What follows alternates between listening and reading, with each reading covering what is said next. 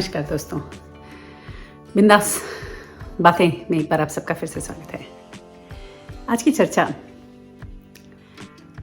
चर्चा हम करेंगे एक अगेन रिलेशनशिप्स पे ही करेंगे और मियाँ बीवी की बातों पे करेंगे। लेकिन प्रेरणा मिली है मुझे एक सीरीज़ से। सीरीज़ का नाम है कंकड़, पाकिस्तानी सीरीज़ है कंकड़ नाम के, जो मैंने अभी ख़त्म की देखकर। उसको देखते देखते जो मेरे दिमाग में विचार आ रहे थे, मैंने सोचा वही मैं आप लोगों के सामने प्रस्तुत करूं और देखिए आपको कैसा लगता है या कुछ आप रिलेट करते हो कि नहीं।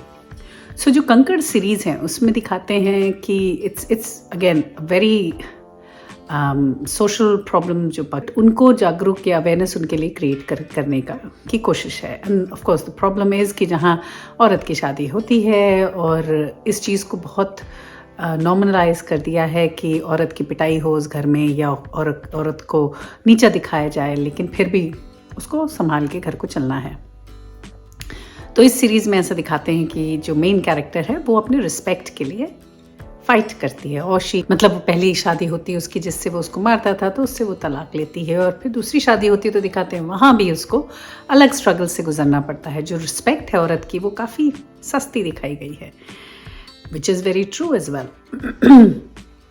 तो इससे मेरे दिमाग में 2-3 चीज़ें आई। पहली तो ये कि कैसे था पहले। नहीं कहते हैं कि भाई सब औरतें घरों से बाहर निकल गईं तो बच्चों का ध्यान नहीं रखना और औरतें बदल गई हैं, जैसे पहले की तरह रहा नहीं कि जैसे हमारी माएँ थीं वो सिर्फ हम पे ध्यान देती थीं, तो उस समय के बच्चे ज़्यादा लव्ड महसूस करते थे और ज़्यादा बेहतर हुआ करते थे।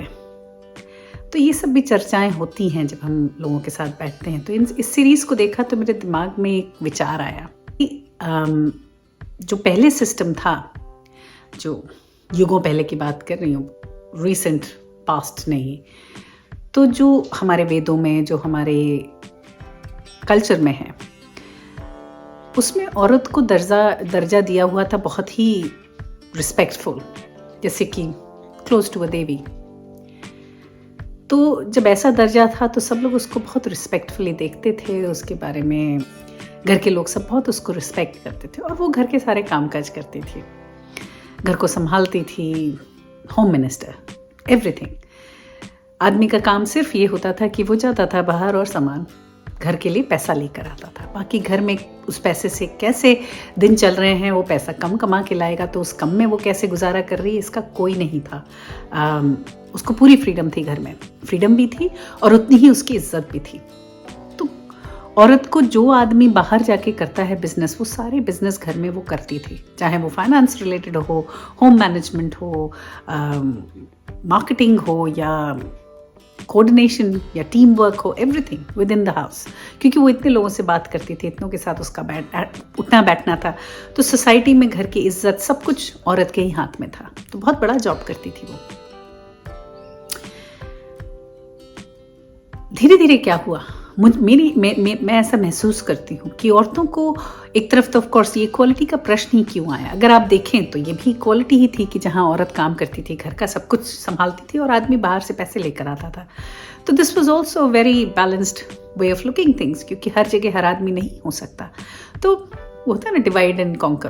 तो ये डिवाइड एंड कॉन्कर वाला चीज़ था कि भाई एक काम तुम संभाल लो, एक काम हम संभाल लें और जीवन की यात्रा चलती रहे स्मूथली।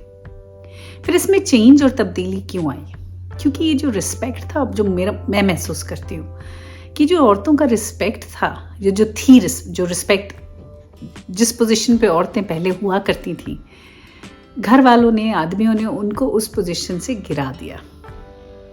ठीक है, रिस्पेक्ट कौड़ी की हो गई, कोई रिस्पेक्ट करता नहीं। घर में जो बैठा है उसके बारे में कोई वैल्यू नहीं है।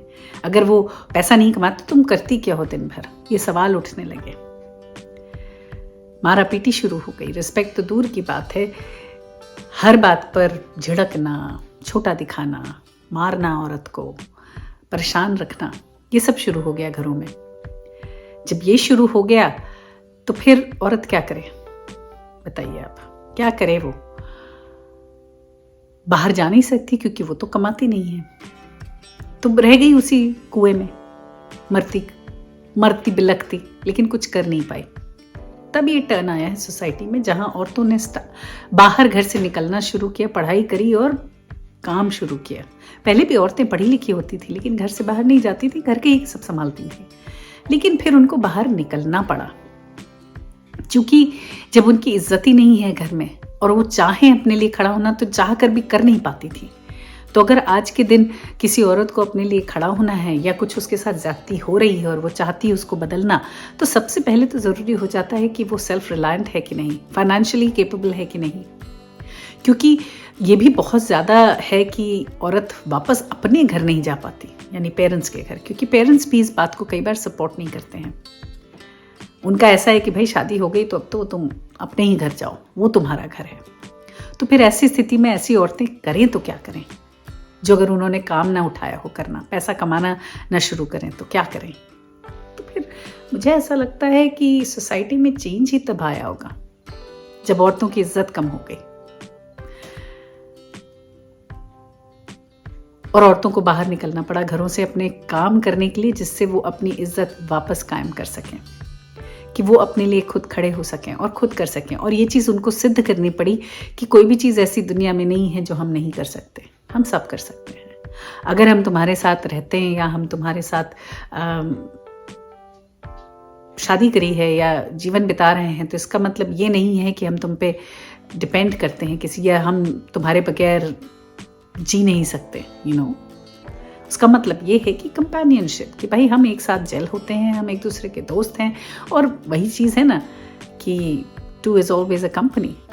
तो आदमी जब इस चीज़ से उतर जाएगा कि ये नहीं है कि वो कोई बड़ा तीसमार खां है या कि वो कोई ऐसा है कि जिसके बगैर औरत जी नहीं सकती। औरत आराम से जी सकती है, शायद आदमी को ही तकलीफ हो जाए, लेकिन औरत तो जी सकती है और बेहतर जी सकती है।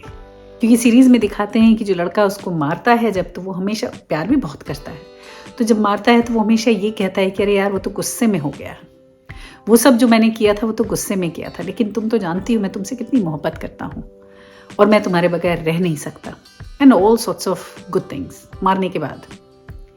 तो ये भी एक बहुत ही कॉमन ट्रेंड है आदमियों में, जो जल्लादी करते हैं ना, चिल्लाते हैं, घर में माहौल ख़राब करते हैं, वो हमेशा यही कहते हैं कि भाई ये तो मैंने गुस्से में कर दिया और फिर तुम मुझे गुस्सा क्यों दिलाती हो, तुम ऐसा क्यों करती हो कि मेरे साथ बहस कर रही हो, सुन क्यों नहीं लेती हो जो मैं कह रहा हूँ।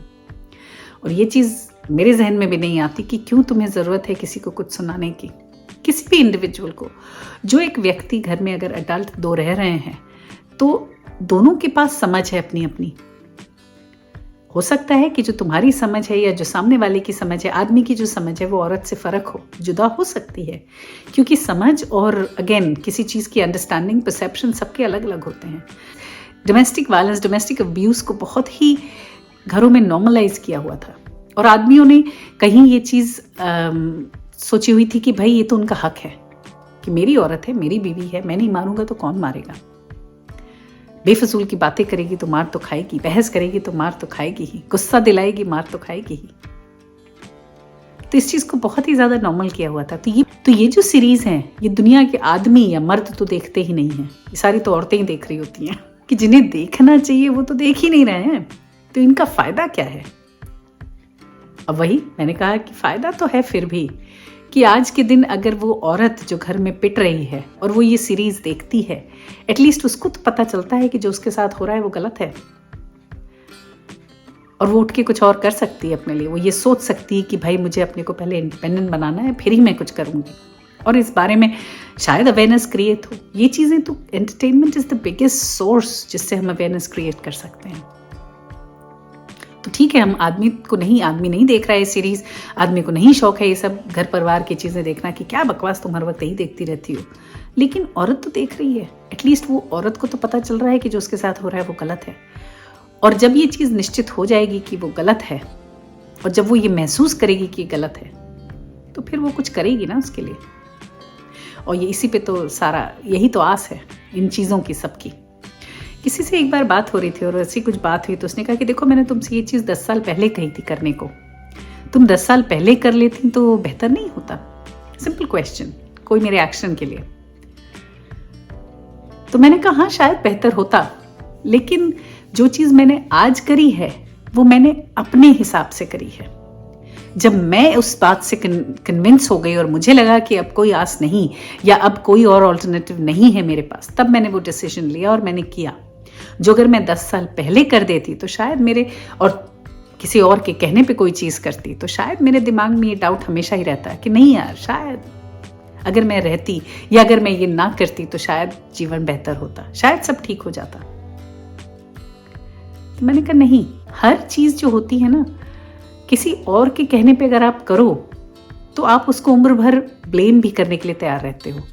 कुछ भी गलत सही होगा तो आप कहने को खड़े हो जाओगे कि भाई देखो, तुमने ऐसा कहा था, हमने किया, लेकिन बताओ सब गलत हुआ, तो तुमने मुझे गलत बताया था, क्यों ऐसा बोला, क्यों ऐसा किया।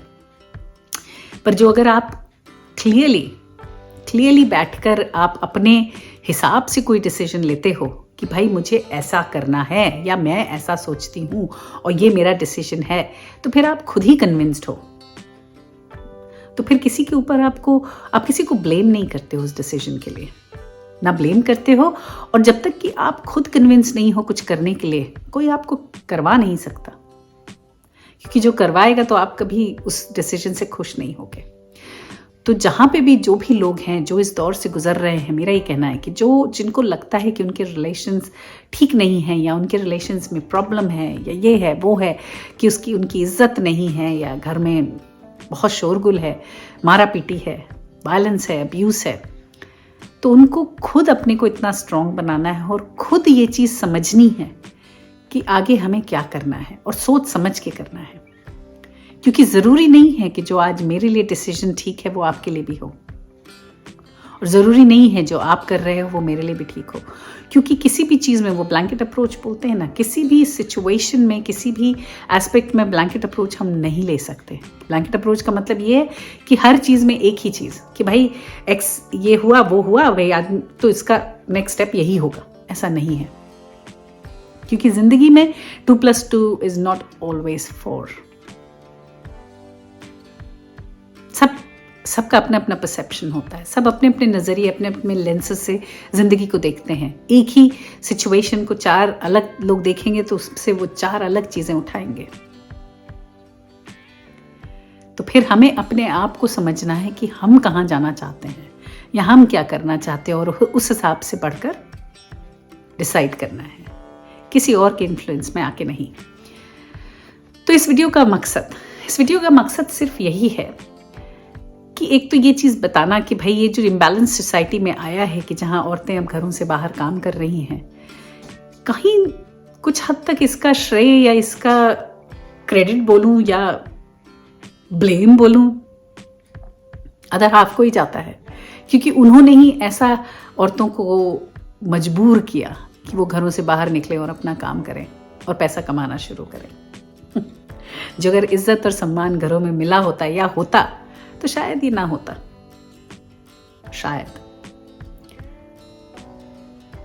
शायद औरत को अपनी एजुकेशन को सैक्रिफाइस करने में उतनी तकलीफ नहीं होती। देखिए, शायद कुछ सेंस बनाया हो, कोशिश तो कर रही हूँ। चलिए, इस बार के लिए सिर्फ इतना ही। अगले हफ्ते फिर मिलेंगे किसी और बात, किसी और चर्चा के साथ। तब तक के लिए आप देखते रहिए बिंदास बातें, और कोशिश करके चैनल को सब्सक्राइब कर लीजिए। देख तो रहे हैं आप लोग, सब्सक्राइब भी कर डालें और थोड़ा और करें, शेयर भी कर डालें। अगर ज़रा भी लगता है कि कोई ऐसा है जिसको इस वीडियो को सुनने की ज़रूरत है तो उसको भेज दें, है ना। चलिए फिर अगले हफ्ते फिर मिलते हैं। सी यू देन, बाय बाय।